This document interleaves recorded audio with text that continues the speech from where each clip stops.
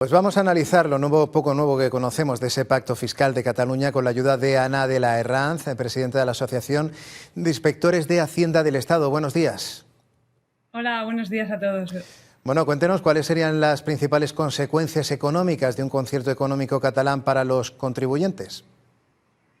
Pues ya lo hemos anunciado en nuestro comunicado de manera general y en las diferentes intervenciones que hemos tenido a lo largo de estos días, pues que las consecuencias serían nefastas, ¿no? Porque el sistema de financiación que se propone, para empezar, no tiene un anclaje desde el punto de vista legal, es decir, no está previsto en nuestra Constitución y tampoco en la Ley Orgánica de Financiación de las Comunidades Autónomas, pero sobre todo esa normativa previa, que es la Constitución, donde tendría que estar prevista esta singularidad especial para catalana, pues no está recogida, no está amparada.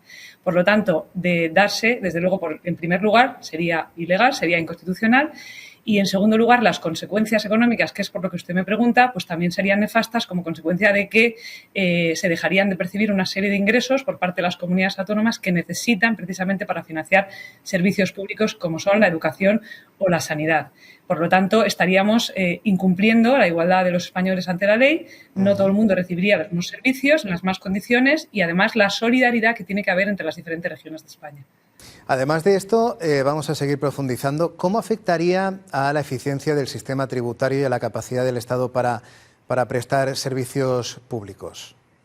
Claro, esta es la segunda cuestión, ¿no? Una parte, como hemos dicho, del sistema de financiación, con las consecuencias que conllevaría esta singularidad de llevarse a cabo, y desde el punto de vista tributario, pues también lo hemos advertido, porque, bueno, pues fundamentalmente la Administración tributaria, que realiza una labor en el ámbito nacional, pues es esencial para para cumplir dos objetivos fundamentales, que son la aplicación del sistema tributario, los servicios de información y asistencia, la campaña de renta, por ejemplo, que acabamos de terminar recientemente y, consecuentemente, las devoluciones de renta, otro tipo de servicios sociales que también realiza, ¿no? Como eje vertebrador de políticas sociales, la agencia tributaria, pues como puede ser el ingreso mínimo vital. Todo este tipo de servicios, al estar centralizados, son muchísimo más eficientes y mucho más eficaces en su gestión que, desde luego, si se produce un fraccionamiento. En segundo lugar, tendríamos la lucha contra el fraude, sabiendo que, eso es una cosa que todos los espectadores lo pueden constatar, ¿no? Que se está produciendo una globalización en los últimos años del fraude, fundamentalmente el fraude organizado, pues evidentemente lo que no tiene cabida es que fraccionemos esa lucha contra el fraude, porque van a aprovecharse ese fraccionamiento precisamente por los defraudadores para incrementar el mismo, ya que su control se va a ver gravemente dificultado al contar no con una, sino con varias, en este caso dos, o más en el caso de que, ¿por qué no podrían pedirlo otras comunidades autónomas? Porque nadie impide nada. Una vez que se abre aquí la posibilidad, ¿por qué no otras comunidades autónomas? Por lo tanto, evidentemente, esto está en contra de la lógica más elemental de lucha contra el fraude y de una actuación eficiente y eficaz en la gestión de cualquier servicio público, como puede ser el que realiza la Administración tributaria. Por lo tanto, entiendo que la fragmentación de la agencia tributaria tendría un impacto en la lucha contra el fraude fiscal, especialmente, ha dicho, en el caso de las organizaciones criminales, también las grandes empresas, pero ¿podría detallar algún caso concreto para ilustrar este tipo de riesgos? Pues, para que nos entienda todo el mundo, si tenemos unas empresas que están actuando en Cataluña y, de darse esta singularidad fiscal, se separara y se fraccionara y se creara la agencia tributaria con el mismo sentido que la nacional, esa información de las empresas que actúan ahí no podríamos tenerla en el resto de la agencia tributaria que actuaría en las demás comunidades autónomas, en el resto del país, ¿no?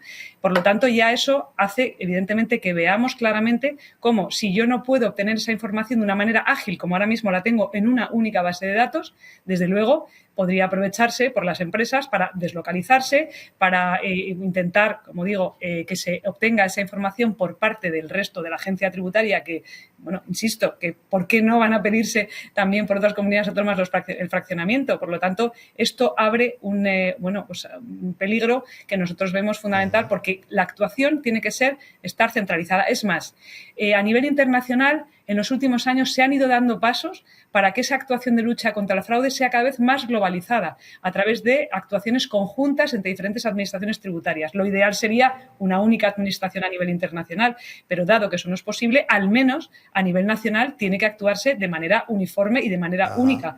Ya no porque sea mucho más eficaz y porque logremos esa unidad de acción, sino porque, desde luego, es mucho más eficiente en materia de recursos humanos, de recursos materiales, para evitar duplicidades. Esto yo creo que también cualquier persona lo puede entender y, además, incrementaría el gasto. Por lo tanto, es inviable desde cualquier punto de vista, desde el punto de vista de la igualdad, de la solidaridad, como hemos dicho, desde el punto de vista de la eficacia y la eficiencia, fundamentalmente, afectando, además, como digo, a aquellas personas que serían, bueno, pues las más vulnerables y que quedarían gravemente afectadas por este fraccionamiento y esta, bueno, singularidad, como decimos, que no tiene cabida en nuestro ordenamiento jurídico. Frente a esto, ¿qué mecanismos de coordinación proponen los inspectores de Hacienda para garantizar una lucha eficaz contra el fraude fiscal en un escenario, como hemos hablado, de fragmentación de la agencia tributaria? ¿Cómo se aseguraría la continuidad de las investigaciones en curso y la comparación de información?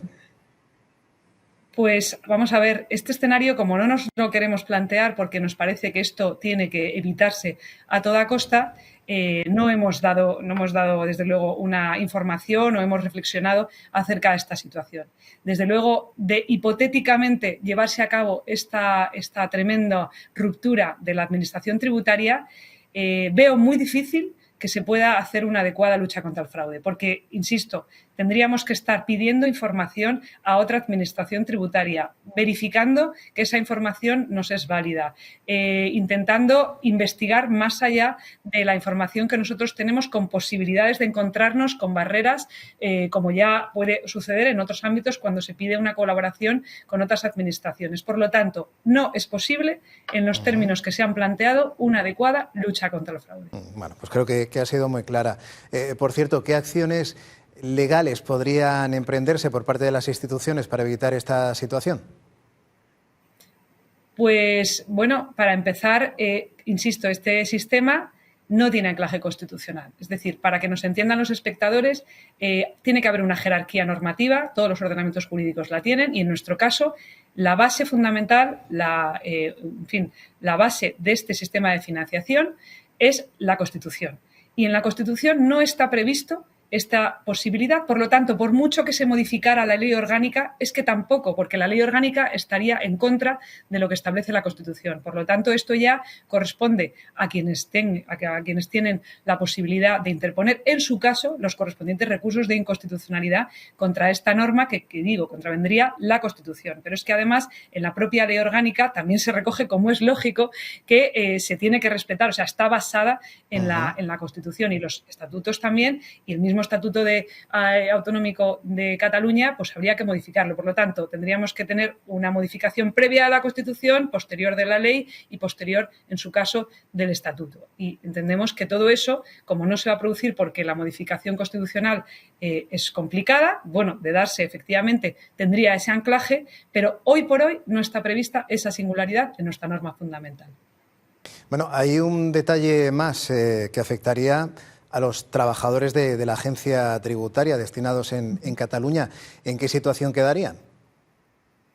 Pues también lo hemos comentado en algunas intervenciones. Esto es otra de las consecuencias que se producirían en el caso de fraccionarse la agencia tributaria y que nosotros consideramos gravísimas. No se pueden vulnerar los derechos de los trabajadores que han accedido por oposición, objetivamente y de manera transparente, a la Administración General del Estado. No se puede utilizar a las personas sin más. Las personas tienen familias, han accedido, como digo, en unas condiciones determinadas a una oposición para hacer un trabajo determinado, y esto no es una moneda de cambio ni puede ser utilizado pues como si esto fuera un juego sin más. Por lo tanto, también es una preocupación constante y estamos en comunicación permanente con los compañeros que están realizando su trabajo, su excelente trabajo en la agencia tributaria en el ámbito del territorio de Cataluña, porque vamos a velar y vamos a hacer todo lo posible, todo lo que esté en nuestras manos, ejercitar las acciones legales oportunas para velar por sus intereses y, desde luego, no vamos a permitir